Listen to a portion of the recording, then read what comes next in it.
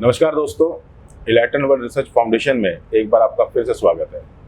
जैसा कि आप पिछले काफ़ी समय से देख रहे हैं, इलेक्ट्रॉन वर्ल्ड रिसर्च फाउंडेशन तमाम विषयों पर जो बहुत बेहतर कार्य कर रहे हैं उन लोगों को एक सीरीज़ के माध्यम से आप लोगों से रूबरू करा रहा है।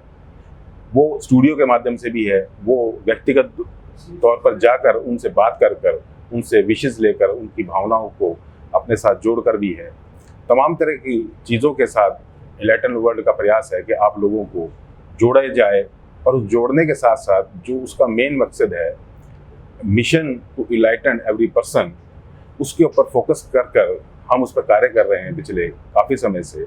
उसी श्रृंखला में आज हमारे बीच पहुंचे हैं सोनू नवचेतना फाउंडेशन के संस्थापक डॉक्टर दुर्गेश शर्मा।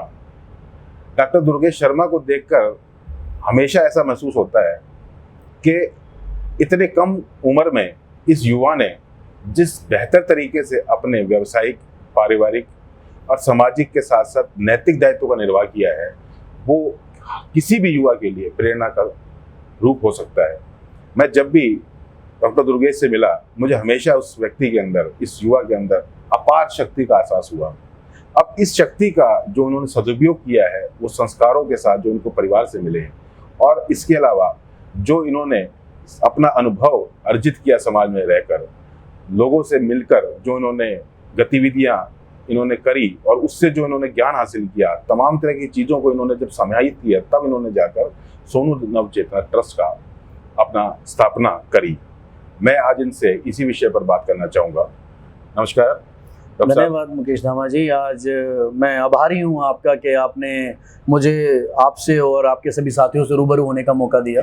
हमें भी इस बात की खुशी है कि आप जैसे युवा हमारे बीच आए और आते हैं, और हमें इस प्रकार की चेतनाओं को और बेहतर तरीके से करने का तरीके, अनुभव और ज्ञान साझा कर हमारी ताकत को और कई गुना बढ़ाते हैं। मेरा एक छोटा सा प्रश्न है, आपने एक छोटी सी उम्र में इतना बड़ा दायित्व लेने का जो बीड़ा उठाया है, इसके पीछे की क्या वजह रही? मुकेश जी, मैं बचपन से ही बड़ा ज़मीनी स्तर से रहने की मैंने कोशिश की, हमेशा लोगों से मिलना जुलना रहा, क्योंकि मेरे बुजुर्गों का कहना था कि कभी भी अगर सेवन करना हो तो किसी बड़े वट वृक्ष का करना। बड़े वट वृक्ष से मेरा जो तात्पर्य है वो है किसी बरगद का पेड़ से, पीपल के पेड़ से। यानी कि बरगद और पीपल का जो उदाहरण मैं दे रहा हूँ, उसका कहने का तात्पर्य यह है कि जब पतझड़ का मौसम होता है, तो जब सभी समस्त पेड़ों के पत्ते जब झड़ जाते हैं, तो इन वट वृक्ष की जो शाखाएं होती हैं वो इतनी मजबूत होती हैं जो छाया देने का काम करती हैं, जो थके हारे, भूखे प्यासे सभी की आत्माओं को तृप्त करने का काम करती हैं। तो मेरा जो तात्पर्य है वो सिर्फ इतना है कि कभी भी सेवन करना हो तो उस बड़े व्यक्तित्व का करना जिसके साथ रहकर आपको सीखने का मौका मिले। और जरूरी नहीं कि आपको सीखने का मौका केवल बड़ों से मिलेगा, बड़े उसके गुण होते हैं, बड़े उसके संस्कार होते हैं। आप सिर्फ सेवन करें तो हमेशा उस बड़े गुणों वाले व्यक्तियों का कीजिए जिसके साथ रहकर आपको हमेशा कुछ ना कुछ सीखने का मौका मिले। तो मुझे मौका मिला कुछ ऐसे व्यक्तियों के साथ रहने का जिन्होंने मुझे आगे बढ़ाने का काम किया, और बस कंधे से कंधा मिलाते रहे और मैंने सीखा। क्योंकि कई बार मुझे आपके माध्यम से भी कुछ सीखने का मौका मिलता रहा है। जैसे मुझे आपकी कही हुई एक बात याद है, आपने कहा था तू उठ खड़ा और चल, देख काफिला तेरे पीछे होगा। तो मुकेश जी, मैं आज उसी बात को बुलंदियों की तरह इस्तेमाल करता हूं कि आज मैं उठा हूं, खड़ा हुआ हूं और चलने की कोशिश कर रहा हूं। शायद काफिला मेरे पीछे भी होगा। निश्चित तौर पर आपके पीछे काफिला और दुआएं दोनों चीज महसूस कर पाता हूं। कोविड में आपकी बहुत सारी एक्टिविटीज हमने टीवी चैनल्स के माध्यम से देखी है। सोनू नवचेतना ट्रस्ट जो कोविड के दौरान जिन गतिविधियों में शामिल रहा, उनमें बहुत सारे तरीके थे, इनके अपने आइडियाज़ थे, अलग अलग तरीके से लोगों तक अपने संदेश को पहुंचाने का, कोरोना से बचने का और उनसे सुरक्षा के उपायों को जागरूकता के साथ जोड़ने का। अभी आपने संस्कारों की बात करी। संस्कार आपने एक ऐसे व्यक्तित्व के लिए जो आपके परिवार में किसी बुजुर्ग के तौर पर आपके साथ रहे जी, और भविष्य में जो जिन लोगों से आप मिले वो भी एक व्यक्तित्व रहे जी। इन दोनों अपने व्यक्तित्व के बीच जब आप अपने आप को एक युवा के तौर पर या एक शिष्य के तौर पर जब आप देखते हो, तो आप उस ऊर्जा को कहाँ से लाते हो जब उसका दबाव आता है उस काम का, जब उसके अंदर काम करने से पहले का जो एक संघर्ष का जो एक समय होता है, उसको कैसे आप बीट आउट कर पाते हैं? मुकेश जी, मैं सबसे पहले तो आपको ये जरूर बताना चाहूँगा कि काम करने के बाद, क्योंकि मुझे आज अपने बुजुर्गों की कही हुई वो बात याद है कि किसी भी काम को करने के लिए आपकी ज़िंदगी के 3 पय निर्धारित होते हैं। पहला पै वो कि आप प्रयत्न करते रहिए, परिश्रम करते रहिए और ज़्यादा से ज़्यादा परिश्रम कीजिए ताकि आपका काम हो जाए। दूसरा पै, उस परिश्रम को करने के बाद आप प्रार्थना करें, जिस भी आप खुदा, भगवान, ईश्वर, परमात्मा को मानते हैं कि आपने जो काम किया है वो हमेशा सक्षम हो, अच्छा हो और गलत ना हो। तीसरा पै है उसकी प्रतीक्षा करें कि आज आपने अच्छा परिश्रम किया है, प्रार्थना की है और अब वो काम अच्छे से सफल हो जाए। और रही बात ऊर्जा की, किसी भी अच्छे काम को कर, जब आप कोई भी अच्छा काम करते हैं तो परमात्मा भी साथ देता है और आपके साथ के जो लोग हैं वो भी साथ देते हैं, क्योंकि कर गुजरने की तमन्ना दिल में होनी चाहिए। व्यक्तित्व अगर आपका अच्छा है तो जाहिर सी बात है कि आपको मंजिल नसीब जरूर होगी, लेट होगी लेकिन जरूर होगी। आपके इन 3 पै को आपने बड़े सच्चे और अच्छे मन से हमारे बीच साझा किया है। ये सिद्धांत है आपका जीवन का मूल मंत्र है। अक्सर देखने में आया कि आज के लोग भौतिक जगत में, और खासकर युवा जो हमारा वर्ग है, वो भौतिक जगत के प्रति थोड़ा सा इस तरीके से मूव होता जा रहा है, बढ़ता जा रहा है, जिससे कि उसकी ज़रूरतों के साथ साथ बाकी जो भी उसके तमाम जो चीज़ें हैं उनको वो अपना डे रूटीन लाइफ का हिस्सा मानता है। ऐसे में जब वो समय बचाने की बात करता है तो उसको इतना वक्त नहीं बचता कि वो समाज की कुछ अच्छी चीज़ों में अपना साझा व्यक्त करे।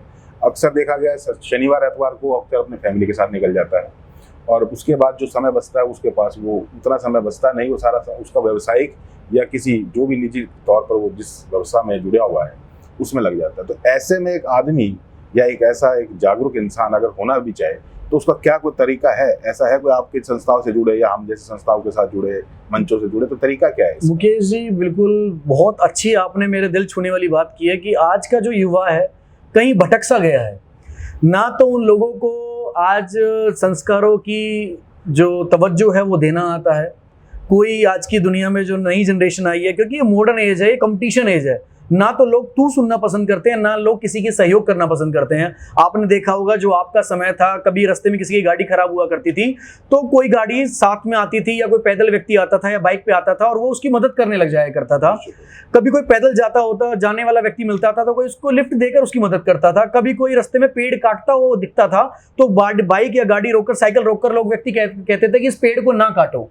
कभी सड़क पे गड्ढा दिखाई देता था तो आपने देखा होगा कि आप या आपके जो बुजुर्ग थे, आपके जो दोस्त थे, वो वहां खड़े होकर बोर्ड लगा दिया करते थे कि कहीं गड्ढे में कोई गिर ना जाए। लेकिन आज के युवाओं को इतना टाइम ही नहीं है। आज के युवा व्यवस्थित हो गए हैं, या तो नशे की ओर अग्रसर हो गए हैं या फिर वो अपने काम में इतना व्यस्त हो गए हैं कि उन्हें किसी और की परवाह ही नहीं है। बस आज अगर व्यक्ति इतना सोच ले कि उसके दिन के 24 घंटों में से केवल 10% टाइम अगर हो सके तो वो अपना 10% का समय आप चैतन्य संसार को दे दें, आप कर्म को दे दें, अपने ज्ञान के अलावा दिए गए उस भंडार को दे दें जो परमात्मा ने आपके अंदर दिया है, और उससे लोगों का काम करने का काम करें, उनकी मदद करें। कहते हैं जीते तो सभी हैं अपने लिए, जीते तो सभी हैं अपने लिए, दूसरों के लिए जीना जिंदगी है। तो 2 या 2.5 घंटे का समय हम उस अपने लिए ना देकर दूसरों के लिए भी देकर काम कर सकते हैं। और रही बात चैतन्य संसार की, जिसमें प्रकृति है, पर्यावरण है और बहुत सारे संस्कारों की अनुभूति है, अगर हम काम करने की बात करें तो हम बहुत कुछ काम कर सकते हैं। लेकिन सिर्फ और सिर्फ ये तब होगा जब इंसान थाम ले और सोच ले कि मुझे ये करना है। If you want to do then must be do. देखिए, मैं दर्शकों से बात कहना चाहूँगा कि दुर्गेश शर्मा जैसे युवा अपने आप में एक ऐसा रोल मॉडल है जो शारीरिक तौर पर ही नहीं, मानसिक तौर पर भी और आत्मिक तौर पर भी चेतना के 3 स्वरूप हुए हैं, तन, मन और आत्मा। इलाइटन वर्ल्ड इसी के ऊपर काम कर रहा है, इसी पे फोकस कर रहा है और स्टेप बाय स्टेप लोगों को उस सब्जेक्ट पर लेकर आने का प्रयास कर रहा है। उसकी तमाम तरह की गतिविधियां हैं जिसमें दान, धर्म, पूजा पाठ और तमाम तरह की मंत्र मशीन देना, मंदिरों में जागरूकता के तौर पर हवन यज्ञ करवाना और तमाम तरह की एक्टिविटीज़, पशु पक्षी, जीव जंतु, असहाय बेसहारा लाचार लोगों की सेवा करना, पशुओं की सेवा करना, ये तमाम तरह की चीज़ें।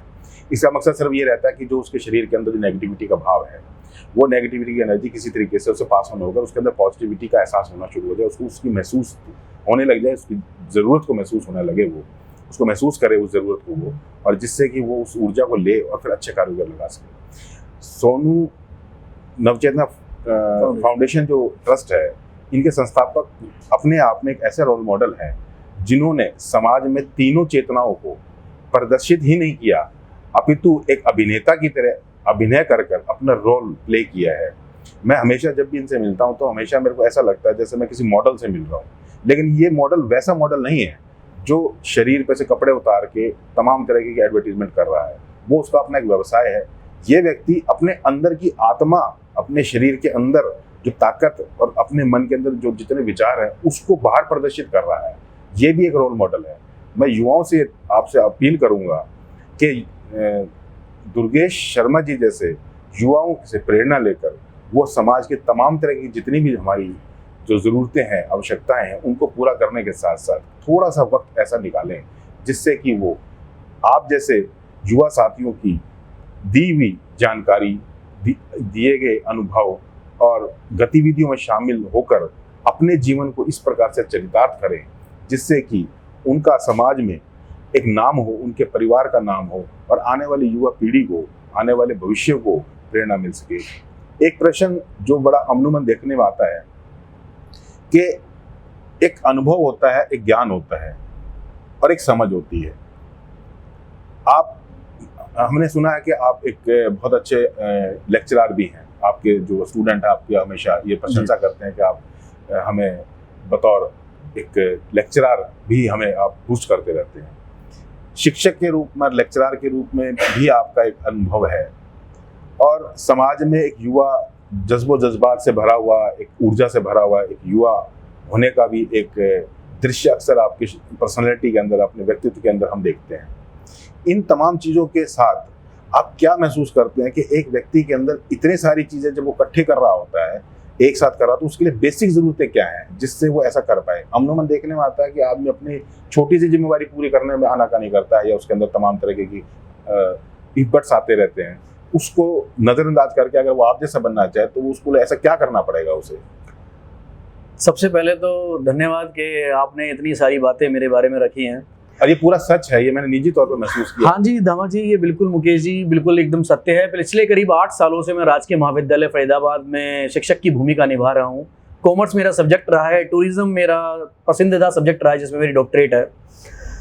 मैं आपको सिर्फ एक छोटी सी बात जरूर कहना चाहूँगा, अगर इंसान को काम करना है, कर्म करना है, चाहे उसके प्रारूप 1 हो या 15, पहली बात सर्वप्रथम उसको ईमानदार होना चाहिए, ईमानदार हो। दूसरा, जब भी कोई व्यक्ति काम करने की लगन उसके अंदर है, यानी कि परिश्रम कंटिन्यू उसके अंदर हो। कोई भी व्यक्ति आज मैं कहूं कि मैं आईएएस बनना चाहता हूं, आईपीएस बनना चाहता हूं, मेरे सोचने मात्र से नहीं होगा, लेकिन अगर मैं कंटिन्यू करूंगा, निरंतर करूंगा उस काम को, तो मैं बिकम आईएएस ऑफिसर भी बन सकता हूं, आईपीएस भी बन सकता हूं। लेकिन उसके लिए निरंतर प्रयासरत रहना जरूरी है, कंटिन्यू काम करना जरूरी है। तीसरा, संस्कार उसके अच्छे होने चाहिए। आपने कहा ज्ञान उसका इतना होना चाहिए, वो जो भी काम करे, एक मिट्टी खोदने वाला अगर अपना ज्ञान भरपूर रखता है तो वो उससे भी पैसा कमा सकता है, उसे उस मिट्टी की खूबियां पता होनी चाहिए। कोई चित्रकारी करता है या कलाकार है तो उसे उस कलाकारी का ज्ञान होना चाहिए, चित्रकारी का ज्ञान होना चाहिए। मेरा मानना सिर्फ इतना है कि युवा कोई भी काम करे लेकिन उसमें वो परफेक्ट रहे, ईमानदारी रखे, झूठ ना बोले और निरंतर प्रयासरत रहे। आप फिर एक फील्ड चुने या 15 फील्ड चुने, 15 फील्ड चुने, आप निरंतर काम करेंगे। और सोने के बाद जिस भी पल आप सोएं तो परमात्मा से सिर्फ इतनी दुआ जरूर करें कि आज जो आपने काम किया, कर्म किया, वो अच्छा हो, और अगर मुझसे भूल से भी कोई गलती हुई है तो कल जो आने वाला कल है उसमें उसकी जो पश्चाताप है वो हो जाए। और साथ के साथ मुझे इतनी कर्मभूमि का मतलब मकसद मेरा बता देना कि मैं आगे निरंतर ऐसा ही काम करता रहूं। एक छोटी सी बात और कि ना, जीवन में कभी किसी का दिल ना दुखाना जी। अगर आपने किसी का दिल नहीं दुखाया तो सोते समय जो आपको निद्रा आती है, बहुत से लोग हैं, मुकेश अंबानी जी से मैं एक बार एक इंटरव्यू के दौरान मिला, मुंबई में इंटरव्यू चल रहा था। उन्होंने कहा कि बेटा पैसा कमाना बहुत आसान है लेकिन रात को सुकून से सोना बड़ा मुश्किल है। बहुत। मैंने उनसे सिर्फ एक छोटी सी चीज कही थी, आप पूरे दिन में एक व्यक्ति की मदद कर दें, पूरे दिन में एक व्यक्ति की मदद कर दें और फिर रात को जैसे ही आप आइस बंद करेंगे आपको तुरंत नींद आ जाएगी। वो इसलिए आ जाएगी क्योंकि उसका सुख एक अलग ही है। 132 करोड़ लोगों की ये जनसंख्या भरा ये देश है, अगर एक व्यक्ति की मदद करे तो 132 करोड़ लोगों ने 132 करोड़ लोगों की मदद कर दी, तो सोचो देश तो वैसे ही सक्षम हो गया। देखिए, बड़े अच्छे शब्दों में इन्होंने अपने संस्कारों को, विचारों को, अनुभवों को हमारे भी साझा किया।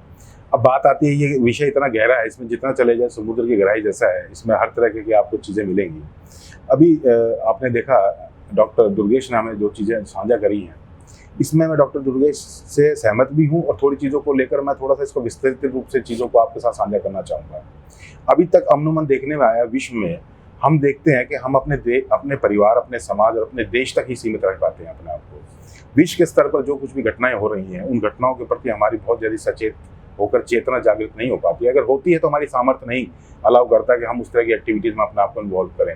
हल्का सा एक एपिसोड गलती से आपने कोई शेयर कर लिया नेट पर, गलती से अगर वो किसी को अच्छा नहीं लगा, उसके ऊपर तरह तरह की कमेंट्स आते हैं तो आदमी का मन दुखता है, तो सामने वाले का भी मन दुखता है। एनी हाउ, इस प्रकार की तमाम गतिविधियाँ रहती हैं।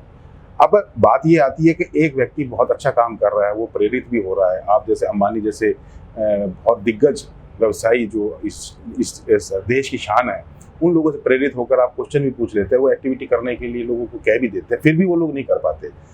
अब क्यों नहीं कर पाते, ये क्वेश्चन है अपने आप में, क्योंकि अगर बोल दिया, कह दिया और करा नहीं गया तो वो अधूरा ज्ञान फिर भी तंग करता है। बिल्कुल। तो मैं ये चाहता हूँ कि आप ये जो हमारा और जो आपका जो कॉमन सा सब्जेक्ट है, इलेक्ट्रॉन वर्ल्ड रिसर्च फाउंडेशन का जो कोर मैसेज है, चेतना करना, जागृत करना है हर उस व्यक्ति की जो चेतन होना चाहता है।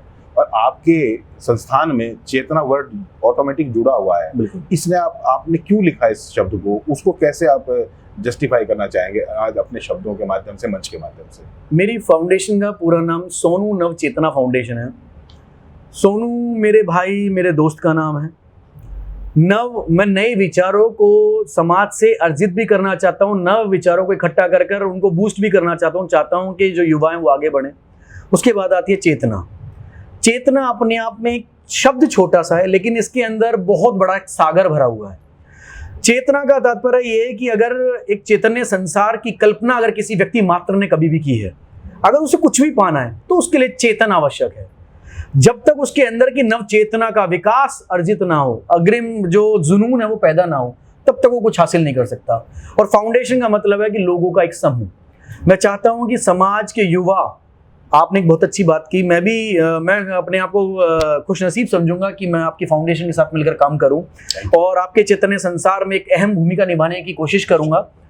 और जो भी जितने भी आपके कंसेप्ट हैं, जिसमें आपने पृथ्वी, अग्नि, भूमि, जल, वायु और जितने भी आप परमार्थ के काम कर रहे हैं और परमार्थ की भूमिका को निभाते हुए मानव जो शब्द है उसको मतलब एक जो सार्थक करने का काम कर रहे हैं, उनको बता रहे हैं कि क्या होता है मानव, क्या मतलब मानव की भूमिका में हमने जन्म लिया है लेकिन हम भूल गए हैं उसकी भूमिकाएं क्या है। उसका कर्म जो भूमि है वो भूल चुके हैं।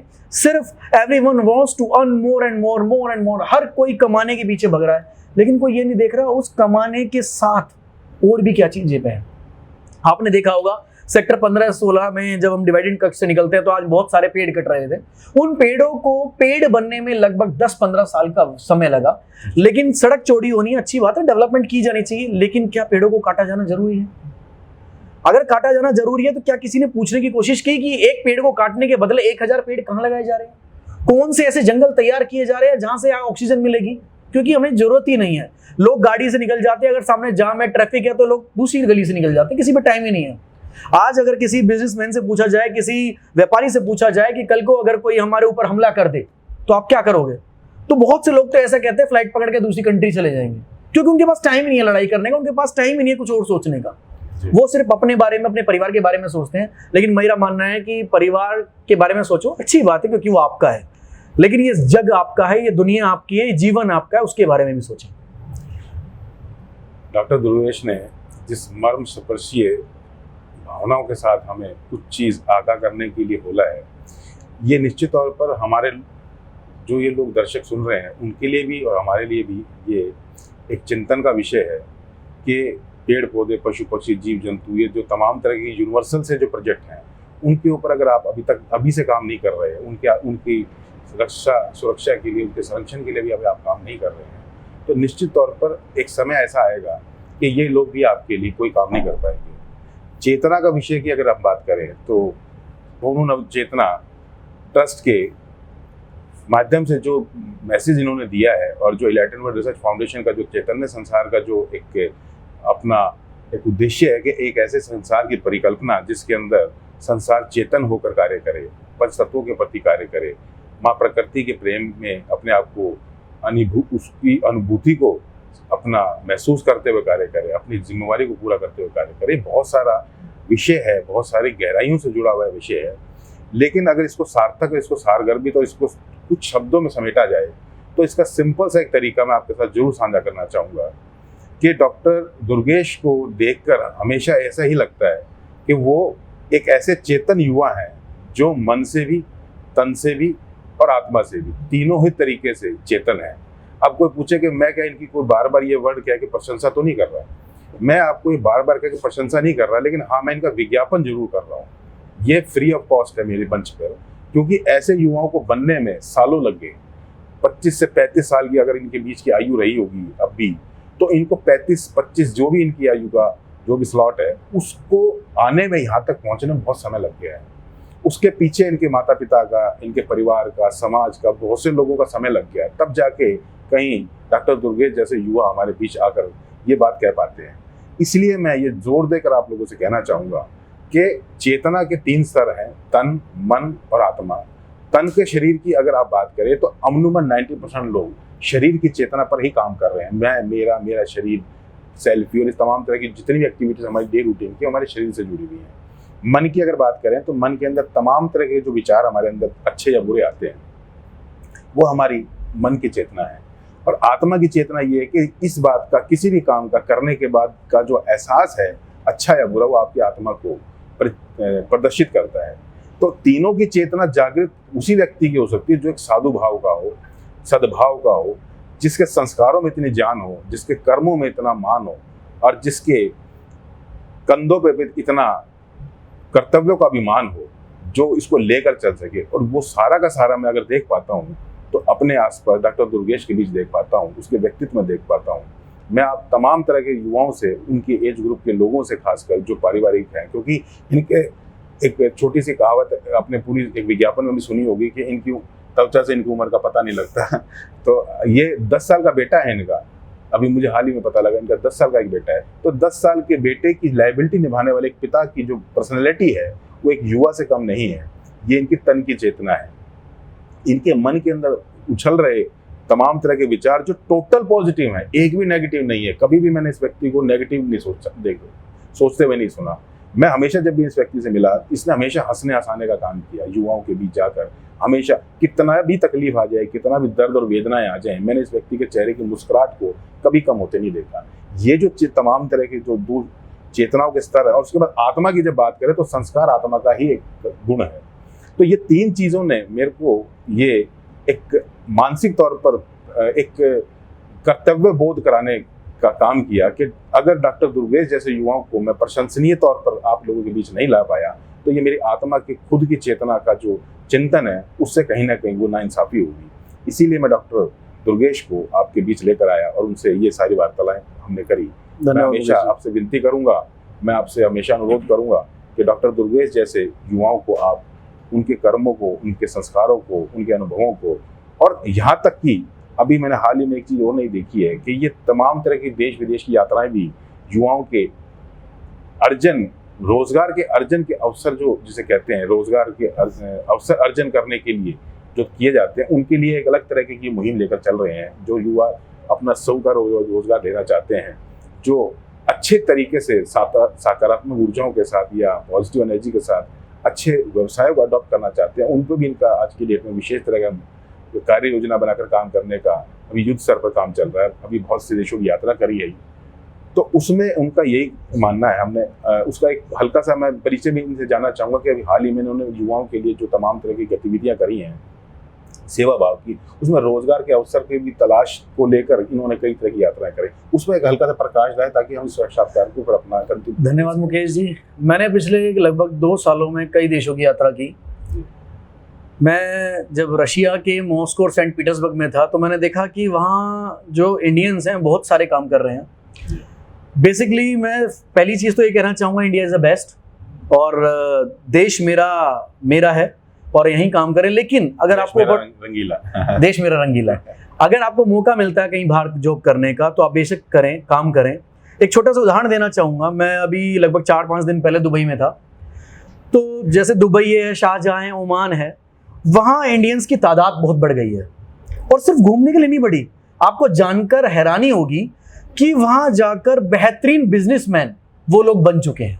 और बहुत सारा बिजनेस उन्होंने किया। और ऐसा ही नहीं, वो लोग इंडिया से बहुत सारे अपने परिचितों को वहां बुलाकर काम भी दे रहे हैं। और दुबई की एक खासियत आपको बताऊंगा कि दुबई बहुत ईमानदार देश है।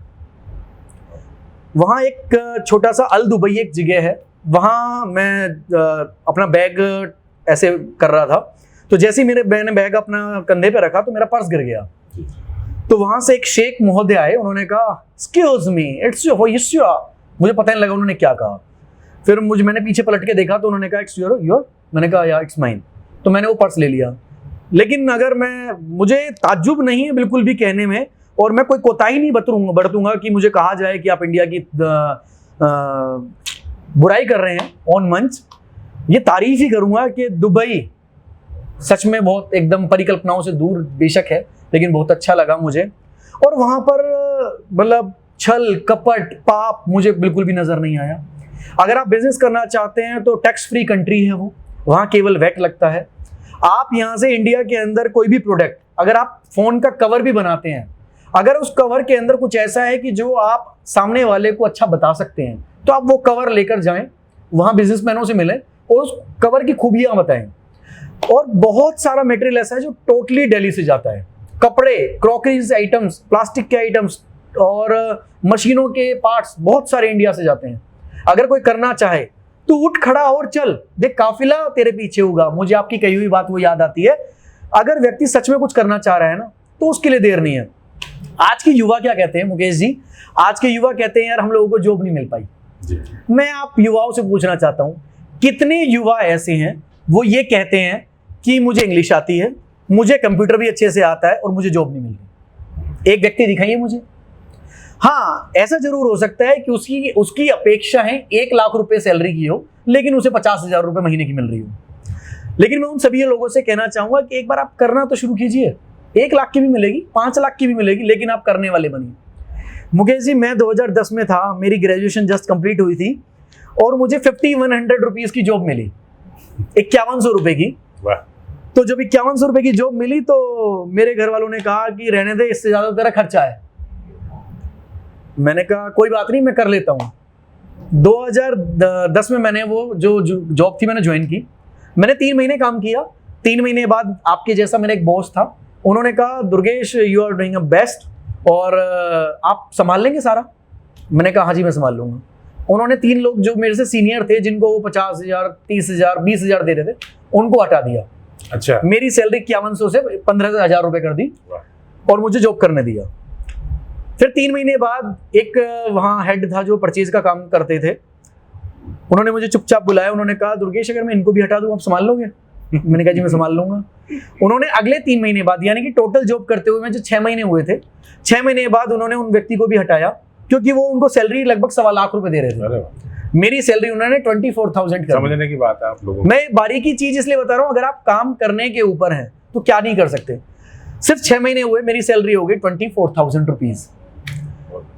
अचानक एक दोस्त ने कहा, आपके जैसा मेरा मित्र बैठा था, उसने कहा चल तुझे गुड़गांव ले चलता हूँ, मेरी कंपनी है मिलवाने ले चलता हूँ। मैं गुड़गांव गया तो वहाँ इंटरव्यू चल रहे थे परचेज के।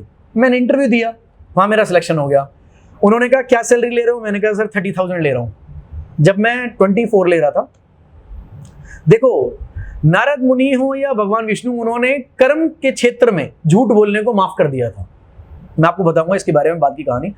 24 को मैंने 30 बोला तो उन्होंने कहा कि चलो हम आपको 30 दे देंगे। मैंने कहा सर 30 मुझे फरीदाबाद मिल रहे हैं, मैं 30 गुड़गांव लेके क्या करूँ, मेरा किराया लगेगा 5-6 हज़ार का। उन्होंने 6 महीने की जॉब के दौरान मुझे 35,000 रुपये देने स्टार्ट कर दिए, क्योंकि मैं उस बारीकी से परचेज का काम कर रहा था। मैंने वहाँ 3 महीने काम किया। जिस कंपनी में मैं फरीदाबाद काम कर रहा था, वहां से मुझे फोन आया कि आप वापस आ जाओ। मैंने कहा नहीं जी सर, मुझे तो यहाँ 35 मिल रहे हैं। उन्होंने कहा 35 मैं यहाँ दे दूंगा, आप यहाँ आ जाओ। मैंने तुरंत छोड़ा, मैं वापस 35 में फरीदाबाद आ गया। फिर मैंने उसके बाद मेरा एक इंटरव्यू हुआ, मेरा कॉलेज में उस दौरान सिलेक्शन हो गया था। इस बीच 3-4 साल बीत गए काम करते करते। लास्ट जो जॉब थी मेरी 52,000 से मैंने छोड़ी। मुझे एक व्यक्ति मिला, उसने बहुत अच्छी बात कही। मैंने उनसे कहा कि सर मैं ना जॉब करना चाहता हूँ, लेकिन ना जो ये बड़े बड़े लोग हैं परचेज हेड वाले, उसका काम क्यों नहीं हो पाता? उन्होंने कहा आपको फ्लुएंट इंग्लिश आती है? मैंने कहा नहीं तो सर।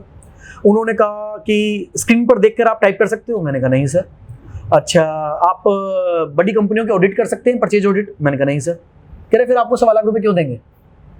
उस दिन मुझे अपनी सच्चाई पता लगी थी, और आज आप सभी को भी सच्चाई पता लगेगी कि व्यक्ति ये नहीं कहता कि मुझे कुछ नहीं आता, व्यक्ति ये नहीं कहता कि मैं फ्लुएंट इंग्लिश नहीं बोल सकता, व्यक्ति ये नहीं कह सकता कि मुझे कंप्यूटर पर अच्छा काम करना नहीं आता, व्यक्ति ये नहीं कह सकता कि मुझे मार्केट की नॉलेज नहीं है। हाँ, व्यक्ति ये कह सकता है कि यार मैं इंटरव्यू देने गया था, मुझे 15,000 रुपये नहीं मिले।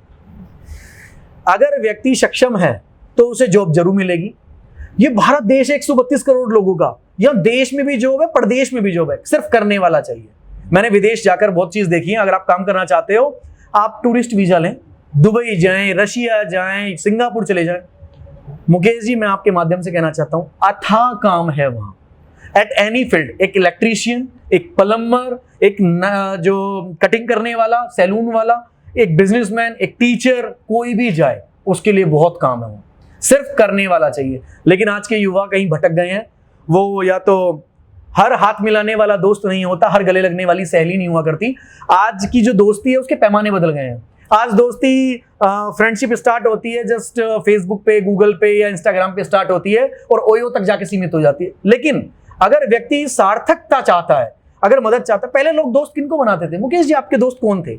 हमारे दोस्त वो थे जो हमें आगे बढ़ाने का काम किया करते थे, जो हमें ज्ञान देने का काम करते थे, हमारे साथ चलते थे। लेकिन आज के दोस्त, चल बाहर चलते हैं, चल पब चलते हैं, चल पार्टी चलते हैं। मुकेश जी, मैंने पूरे अपने कॉलेज कैरियर के दौरान कभी किसी मॉल में कदम नहीं रखा था। मेरी ग्रेजुएशन जब कंप्लीट हो गई थी, उसके बाद मैं पहली बार क्राउन प्लाजा मॉल में एंट्री की थी। किसको पसंद नहीं है पब में जाना? किसको पसंद नहीं है एंटरटेनमेंट? किसको पसंद नहीं है मस्ती करना? मैं भी चाहता हूँ 5, 10, 20 गर्लफ्रेंड हो, अच्छी तरह घूम के आऊं, दोस्त हो, सेटिंग हो जाए, यहाँ घुमाऊं। कौन नहीं चाहता? लेकिन वास्तविकता यह है कि लोग यहां तक सीमित हो गए। इंडियंस की खासियत रही है कि वो काम को दिमाग में रखने की बजाय फिजूल हवा में करते हैं और इन फालतू की चीजों को अपने दिमाग में रखते हैं। आज किससे मिल के आना है, आज उसको क्या चैटिंग करनी है, आज उसके लिए क्या गिफ्ट लेना है। अगर व्यक्ति अपने दिमाग को अच्छी जगह पर लगाए तो ऐसा कोई भी चीज नहीं। इम्पॉसिबल एक वर्ड देखा होगा आपने, I am possible, everything is possible for you, बस मस्ट बी डू ओनली। एक मेरा सब्जेक्ट रहा है टूरिज्म का। एक मिनट, मैं माफी चाहूंगा, बीच में बड़ी गहरी चीजें इन्होंने हमारे साथ साझा करी है, इसको मैं संक्षिप्त में आपके साथ साझा कर दूं। इनका कहना यह है कि हम जिस ऊर्जा को, जिस एनर्जी को अपने साथ लेकर चल रहे हैं, उस ऊर्जा का अगर हमने सदुपयोग नहीं किया, हमने उस ऊर्जा को एक विषय के साथ नहीं जोड़ा, अगर उस ऊर्जा को हमने अच्छे लोगों के बीच नहीं जोड़ा और हम अच्छे वातावरण में नहीं रहे, तो तमाम तरह की ऊर्जा आपके पास आएंगी और चली जाएंगी। नामा जी, बहुत अच्छा लगा मुकेश जी आपसे मिलकर। आज मेरी शुभकामनाएं आपके साथ, आपकी फाउंडेशन के साथ हैं कि आप यूं ही काम करते रहें, आगे बढ़ते रहें और जो ये मानव शब्द है इसको आप इतनी आगे ले जाएं कि हर व्यक्ति मानव ही बनने की ओर अग्रसर हो जाए। धन्यवाद। मेरा प्रयास है। Thank you so much.